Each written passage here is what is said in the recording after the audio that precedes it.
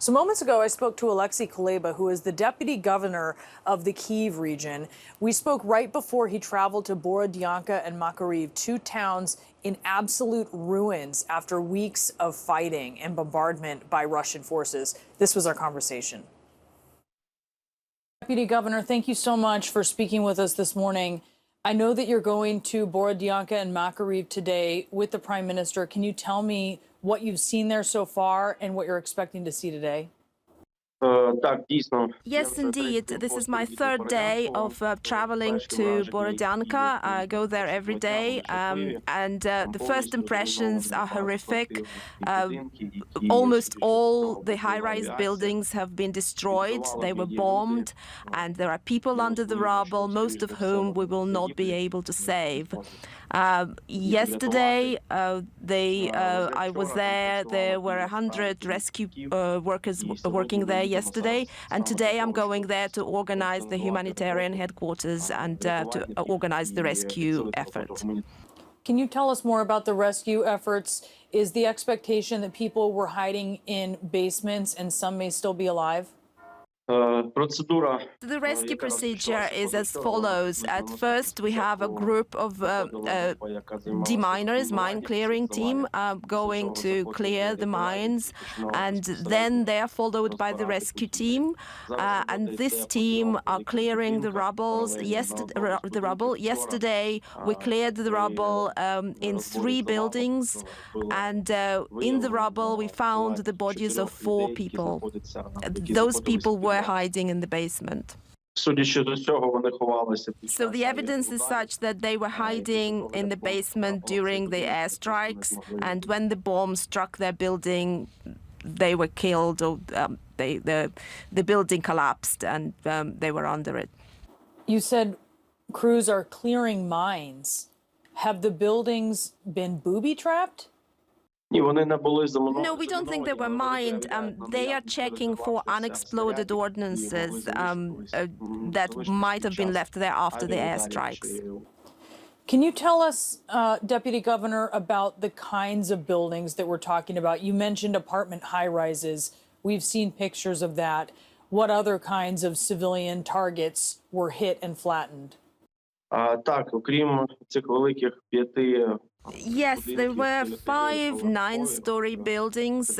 These are typical Soviet-era apartment buildings, 9-story highs. In addition, we also have 5 5-story buildings destroyed. These were also apartment buildings for civilians.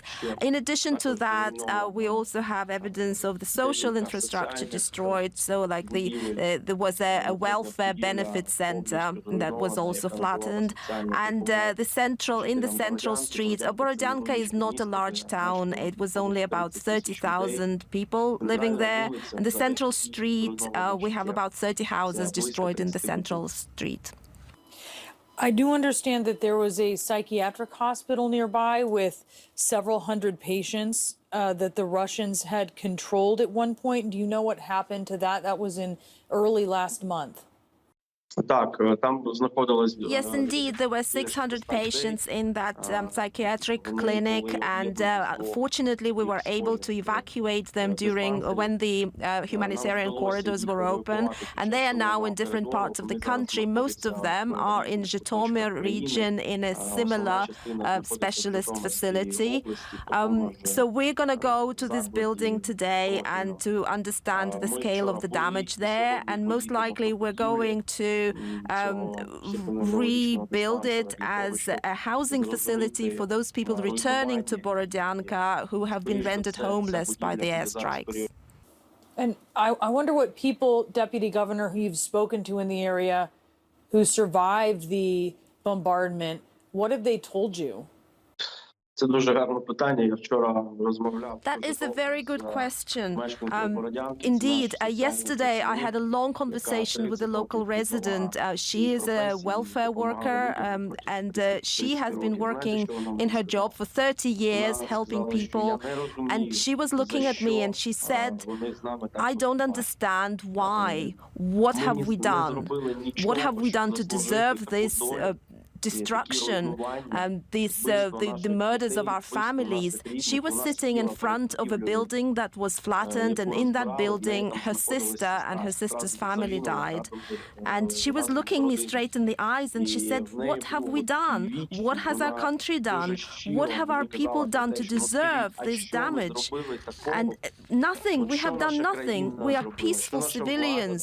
We were harvesting, planning families, bearing children. What have we done to deserve this huge destruction that we have not seen since the days of the Second World War? We have done nothing to deserve it. What is your message? All right, back here in Lviv now. Actually, the air raid sirens are going off here in Lviv in the western part of Ukraine. The air raid sirens, of course, respond to a large area, so we're keeping an eye on things, but this could certainly be something farther afield than here in the city. It generally means that there is some threat somewhere. It just might be far away from the city as well.